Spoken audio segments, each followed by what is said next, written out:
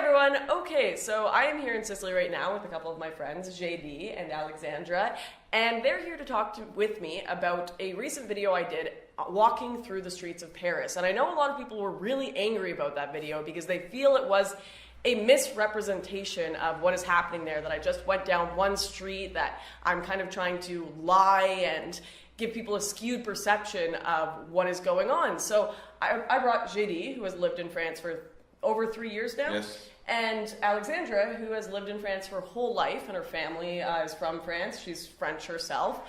Just to ask them how they feel about that video and whether they think it's an accurate representation of the changing face of France. So, Alexandra, would you say that this is just one neighborhood like that, or am I seeing it wrong? Because I just walked outside my Airbnb and I thought that was crazy. But it's quite normal scene in France, and in most neighborhoods it's pretty usual, and particularly in Paris, where we can see even more immigration each year. So that isn't just one street like that. There are lots of streets in Paris. Yeah.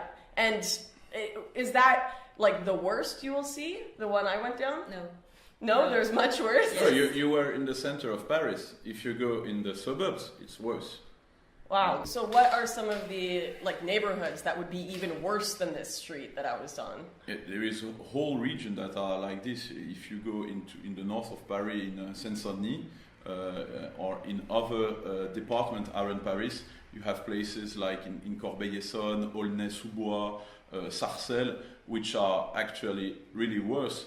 And that's not just people walking the street. There is a riot very, very often with the police, and it's nearly sometimes a state of war there.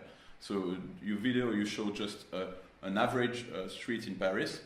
Of course, not every street are like this, especially the ones that are filmed, that you can see on TV, and the one that the tourist sees.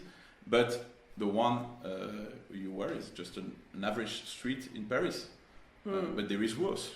Now, another thing I was accused of doing is people are saying these people are assimilated, Lauren. Just because they don't look like they are ethnically French doesn't mean they don't speak French and don't love the culture and are a part of the culture.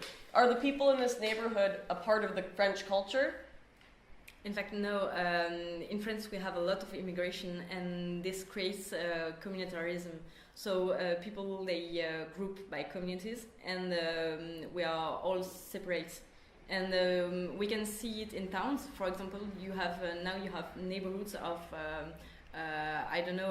European people and neighborhoods of African people, and it's getting even worse. Do they speak different languages as well? Yeah, often they speak their own languages from their country. Mm-hmm. And that's not only about the language, because it's true, some of them are part of the third generation, some of them the fourth generation. So most of them speak French, and sometimes they speak French in the street. But in some neighborhood where French is spoken, it's nearly impossible to find wine or pork or non-halal food. It means that these neighborhoods are maybe they speak French as they could speak English if they were in England, but it's not European anymore. Right. So it's not just the language, but the culture is completely different. They have their own culture. Right. And would you feel safe walking into these neighborhoods? No, in some places nobody can go. And that's just in one of these kind of, people call them no-go zones. Yeah. You call them that there too? And no-go zone, it doesn't mean that the police can never go there. It means that if the police want to go there, they have to go there with 100 policemen. So, okay, they can go, but under certain circumstances. You won't have a police car patrolling like they usually do in other neighborhoods. Yeah. If they want to go there, they must be an army, you see. So if we speak about a girl looking like a Western girl, of course she cannot go there. Mm-hmm. Now, you've grown up in France your whole life. Mm-hmm. Has it changed from when you were a kid much, or has this always been a problem? I guess it's getting worse, but I've grown up with this situation. For example, when I was younger, I don't know, maybe 12, I learned to protect myself. For example, I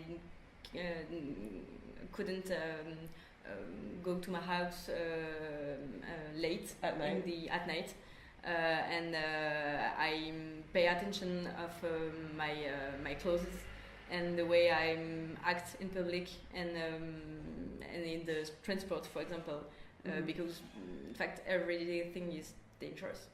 But you're saying it's getting worse now. So like if you walked down that same street I was on in Paris 20 years ago, would it be the same or very different from now? Very different, I guess.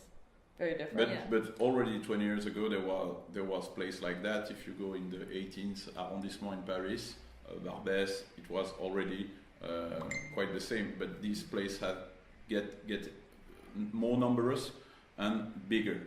That's right. But the situation of immigration started in the 60s in France. Right. And you had, I guess, less communitarism, so it was maybe different because you had maybe a lot of immigrants, but not this way of living. They would assimilate before. Or they were more discreet, and there was less family because in the late 60s and beginning of the 70s, it was only workers who came to France for work. And then when the work was not available anymore, the French state decided, instead of expelling them back to their countries, to bring them family here. And in French it's called the regroupement familial, so the familial gathering. And it started in 76. And that's why now when a guy comes in France and has a legal status, he can bring all his family. Oh, wow. That's why it exploded in the middle of the 70s. That's crazy. Now, where do you think this is headed in like 50 years from now? How do you see France 50 years from now? Tu me traduis? Elle te demande comment tu penses que la France sera dans 15 ans. I have no idea if we continue that way. I don't know. Maybe European people should go to the suburbs. Encore. Even further in the suburb, you know, Yeah. because now the French and the European, they avoid the suburbs and city center, which is too expensive, and the suburb because they are too dangerous and there is so too much they immigration, and they go to the countryside. behind the suburb, countryside. Yeah, and but near the city. It's called La France périphérique in French. So it means that there is a whole population which is near the cities, but not in the cities, and some people have to live, for example, I don't know, maybe 1 hour away from their job because it's more. They have culture and community out Yeah. there. Yeah, and they can live without the fear and with a French surrounding. So you think kind of the French people and the French culture will keep pushing further away from the cities? maybe. You have really in the 80s in the suburbs you had it was very multicultural. So multiculturalism existed at that time, but now it completely exploded. Everyone regroup around his own identity. And you have African neighborhoods, you have Northern African neighborhoods, and you have French neighborhoods.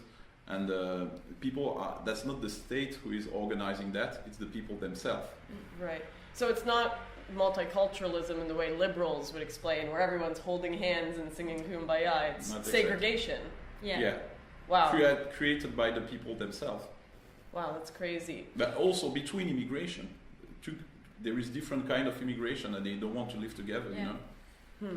Interesting. All right. Anyways, JD, Alexandra, thank you so much for joining me to talk about this. I think it's so important that people see that this isn't just me going down one street and showing you, oh my goodness, look, dark faces. No, this is about culture. This is about the changing language and entire country. You guys are losing the French identity, and that is something that is much deeper than just skin color and superficial stuff like that, and it matters. And anyways, I just wanted to make sure that that story got out there and there was an explanation to that video of me walking down the street. Thank you so much for watching, guys. I'll be back with an update soon, and I'll see you next time.